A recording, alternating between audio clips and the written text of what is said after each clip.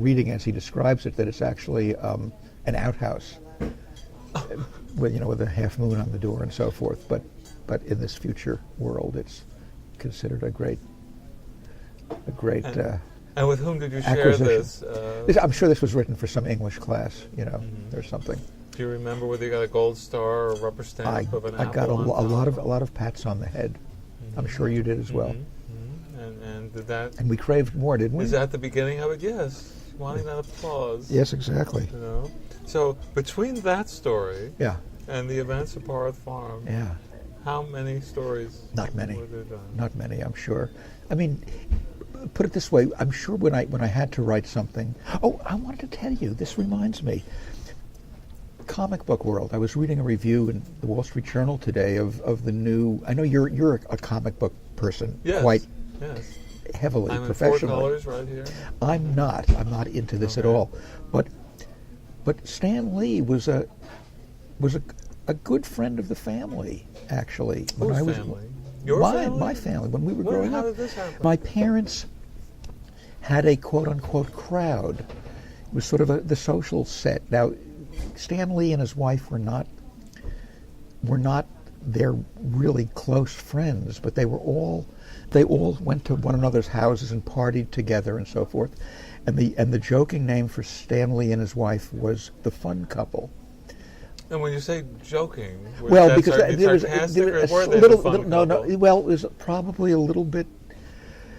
It was maybe a little jealous, perhaps, because they were a fun couple. Oh, I do they were believe glamorous. It was a truly loving relationship. Yeah, that's right. I mean, they were truly. And he came to my creative writing class in, I think, 7th grade to address the class and give some advice on coming up with plots. Wow, I'm trying to figure out what the timing of this in terms of your age and when that would right, have been. Right, in the scheme of things. Sometime in the. How early on? Sometime in the very early 60s, I guess. Yeah, so that was when it just got hot. Yeah. And what messages did you take from that? Were you excited or were you bored with him because you knew him for your family already? He was very, very nice, very nice.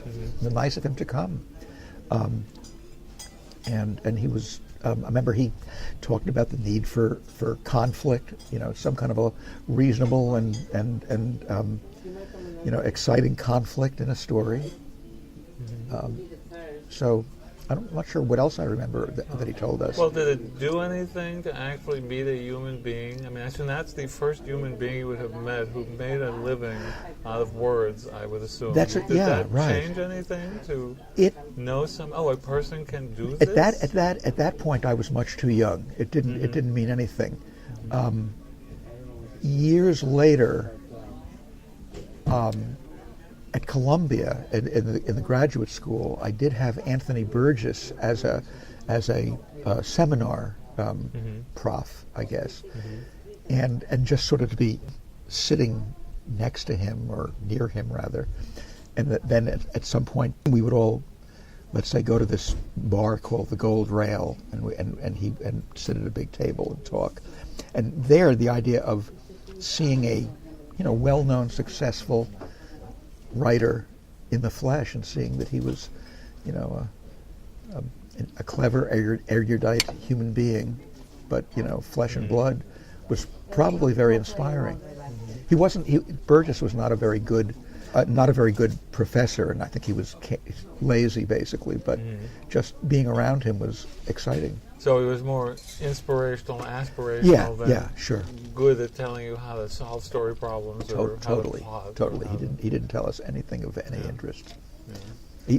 He barely was interested in what we wrote, but it was still exciting. So it was more, okay, I want to be like this person, not he's going to tell me how. Yeah, that's right. Kind of thing. Okay, so Stan Lee and Anthony Burgess melded together. That's an interesting mix of inspiration. I remember there was when I was at college, a friend and I were driving around New England once, and we drove past a town called something like New Hampton, New Hampshire. We were camping out, and I recognized the name as the town name where a writer whom I really revered at the time, Calder Willingham, unknown today. I'm embarrassed to say that name. He's probably best known today for having been credited with writings like co-written the screenplay of The Graduate, and a few other big name movies. I don't know how much he actually did on them, but I revered him for a big fat novel that he wrote, a Southern Gothic novel, maybe the Southern Gothic novel to end all Southern Gothic novels, called Eternal Fire, part of which had been reprinted in Playboy. And it was my favorite book for some years. Anyway, I remember getting off the highway in order to try to track him down, which is something I would never have the gall to do today. And how old were you then? I guess I was 19 or something, maybe. And we went into this little town, and I remember stopping somebody by the post office and saying, "Do you know where maybe a man named Calder Willingham lives?" And this guy scratched his head and he said something like, "Red-headed fella, ain't he?" And I said something like, "I think so," maybe because I'd seen a picture. And he said, "Well, he lives right over there," and he pointed to a house really just down the block. And I mean, I actually had the chutzpah, my friend and I actually, to ring the doorbell and introduce ourselves to his wife. And, it really was. And he came to the door and invited us in. We chatted. I think he gave us some Coca-Cola or something. He was very kind. He even asked us to stay for a barbecue, but I felt I was pressing my luck at that time and thanked him and got away. So that was exciting. I think that he was probably the first, professional novelist that I'd ever encountered. But you had not attempted to do that with J.D. Salinger or anything. It's funny because New Hampshire, he would have been there too. Yeah. Well, one of the other names that I always like to know, who might people be surprised to hear writers or fans of, and I saw in your list of, I think there were 3 writers you were talking about being the ones you really revere, and John Updike was among them. Right. Did I mention that I actually drove all the way to Beverly Farms, Massachusetts, just to get to shake his hand tell me about at a that lawn one. party. Obviously, we're now learning that you were a stalker. This is coming out. Exactly. I mean, who else have you? It's shameful. We're going to really need that DNA to truly check what's been going on. So, what did you do with John Updike? Just a friend's parents knew the Updikes. It was kind of a wealthy WASP community up there north of Boston, and my friend. This is Peter Cannon, who's the science fiction and mystery editor at Publishers Weekly, I think. Peter said, "Ted, if you want to meet John Updike, there's going to be this lawn party, and the Updikes are going to be there." And that was enough for me. And I do remember driving up, the 5 hours or whatever, basically just for a chance to kind of stand around and kind of look at him and briefly be introduced. And I remember telling him 2 things in my, brief exchange. One was that I was responsible for him selling a poem that he'd written called Cunts. And how were you responsible? To Playboy. This was later on in your career. This was, yes. I'd come upon it in a rare. It had come out sort of in a limited edition, and I'd seen it in a rare book dealer's. And I told Alice Turner, who was Playboy's fiction editor and a good friend, much missed, about it. And she got a hold of it and ended up reprinting it, I think in truncated form in Playboy. So that was like I had to tell him that. And what was his response to this? I think it was a polite smile and a thanks. And I think I asked him why he had dropped out of the Century Club, which is this gentleman's club where for years and years I've worked like as a kind of a staff secretary of a committee for one night a week for many decades. And he basically said that he just didn't get a chance to go there anymore. But I remember what interested me most about him, because I tremendously admired him, was to watch at some point when he got a little bit bored with the party, he looked around for his wife, who was like across the lawn, and they did what every married couple would do. You know, their eyes met, and he kind of made a little nod, and she kind of a little exchange of nods, meaning it's time to go. You know, and then they said their goodbyes and left. But I sort of was pleased to be sort of privy to that little intimate, you know, marital exchange of glances. Now, how does this tie in with this autograph collecting aspect of you? You know, I don't know. Well, I actually have a number of books of Updike's that are autographed. You've got Orwell. In fact, when I at one point when I wanted somebody, when I was proposing marriage to somebody, I bought one of his books called Marry Me. One of his novels is called Marry Me, and I mailed it to him, and I said, could you please could you inscribe this to this woman named Bobby as a proposal? As a proposal, could you inscribe it to her? I want to give it to her. And he did send it back. I mean, I obviously had enclosed postage and so forth. He sent it back, and he'd written, Bobby, think about it. Signed, John Updike. And I'm not married to her today. We're getting awfully heavy here. Yeah. You know.